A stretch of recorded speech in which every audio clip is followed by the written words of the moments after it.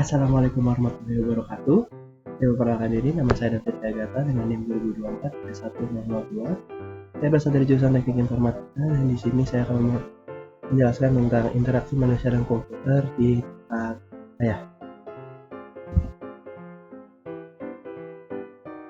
Nah, ruangan saya itu merupakan gabungan dari antara ruang belajar dan juga ruang tidur.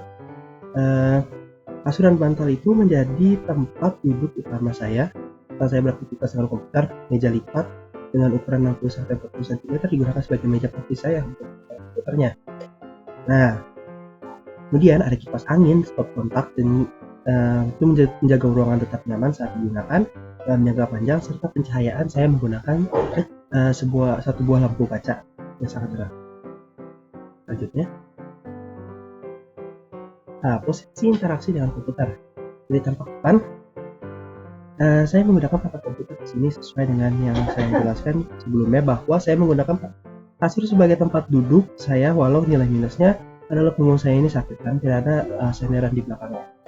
Kemudian dari tampak belakangnya terlihat saya cukup menjaga jarak dari monitor saya sekitar 51 cm.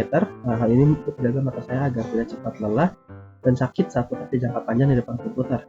Kecerahannya pun saya pastikan untuk berada di minimal di angka 75%, karena dari video yang Bapak menjelaskan sebelumnya bahwa intensitas saya terlalu tinggi itu tidak terlalu bagus bagi mata dan dapat merusaknya juga. Dan di posisi samping dan kondisi ruangannya, bisa dilihat dari posisi samping kiri dan kanan saya terdapat lampu baca dan kipas yang menjaga ruangan tetap sejuk, dan juga lampu untuk menjaga ruangan terang.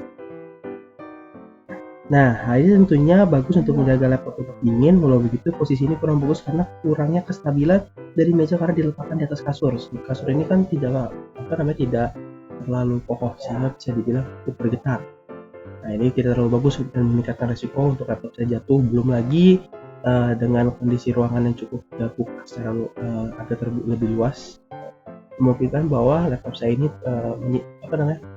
debu terlalu banyak. Untuk pendengaran saya ketika saya menggunakan laptop ini, saya menggunakan earbud seperti sekarang ini, dan saya selalu memastikan bahwa volumenya tidak lebih dari 60% agar saya bisa mendengar suara dari luar juga ketika saya sedang melakukan pekerjaan, berjaga-jaga, sesuatu yang darurat, atau saya harus diminta melakukan sesuatu. Nah, berarti dilihat di sini lampu baca di kanan menerangi area kerja, tapi pencahayaannya kurang merata. Bisa dilihat cukup jelas bahwa ketika saya menyalakan lampunya, bahwa terkenal cukup banyak ruangan, tapi beberapa daerah gelap, tidak terlalu terang.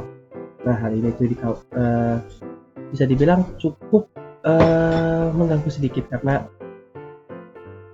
cahayanya ini tidak terlalu merata ya. Dan juga saya khawatirkan bisa mengganggu visual secara jangka panjang. Dan menyesuaikan pencahayaan tidak terlalu terang ini membantu saya ketika menggunakan laptop dalam kondisi sedang mati lampu atau gelap itu, supaya mata saya terbiasa. Ya, gitu. Jarak 40 cm dengan sekitaran 70 sampai 75% itu merupakan tingkatan paling optimal untuk menjaga mata dan mata. Lalu untuk aspek pendengarannya, saya menggunakan earbud sebagai output audio dari laptop saya, karena output dari perangkat saya ini cukup buruk bisa dibilang. Dengan earbud pun saya menjaga agar volume tidak lebih dari 60% seperti yang saya sebutkan sebelumnya. Dengan ini saya bisa mendengar suara dari laptop saya tanpa menutupi suara dari luar. Meskipun begitu, menggunakan earbud dalam jangka panjang membuat suara di sekitar saya terdengar lebih kecil, terutama sesaat setelah saya melepaskannya. Belum lagi ketika memakai earbud terlalu lama, kuping cenderung menjadi sakit. Tidak menggunakan earbud lagi.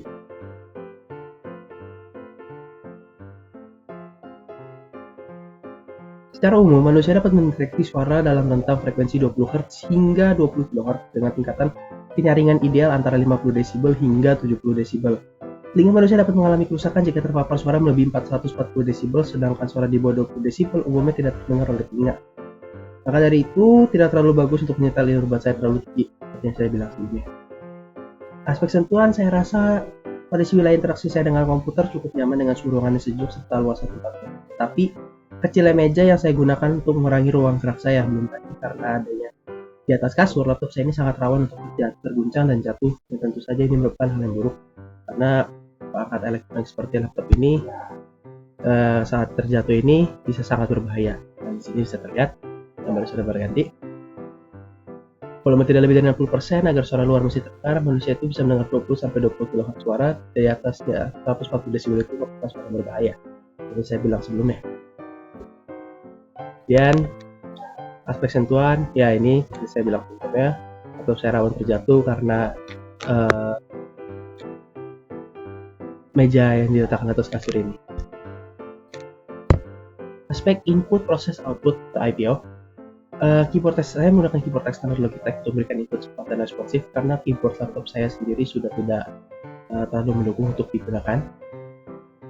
Untuk perangkat processing laptop saya mungkin sudah terlalu berumur, tapi secara penggunaan masih bisa digunakan, walaupun memang sedikit lebih lambat dibandingkan dengan laptop generasi terbaru. Untuk perangkat output seperti mouse dan yang lainnya, saya monitor tentu saya bawa dari laptop. Untuk input seperti mouse juga saya tidak menggunakannya, saya menggunakan trackpad. Saya menggunakan juga earbud untuk output suara ya. Meskipun refleksi interaksi ini, interaksi komputer di ruang tidur belajar ini nyaman, tapi dari segi kesehatan, perbaikan meja dan pencahayaan merata perlu dipertimbangkan dalam waktu jangka panjang. Seperti saya bilang beberapa kali sepanjang video ini, bahwa ruangan ini tidak cukup bagus dan ideal untuk digunakan dalam jangka panjang, apalagi jika untuk pekerjaan yang berat. Nah, dia bilang bahwa ada banyak risiko mulai dari perangkat yang terjatuh, kemudian juga kesehatan karena kekayaan yang kurang, tidak cukup bagus untuk terlalu dekat dengan perangkat elektrik karena bisa dibilang radiasi yang dipancarkannya dalam jangka panjang cukup buruk bagi manusia.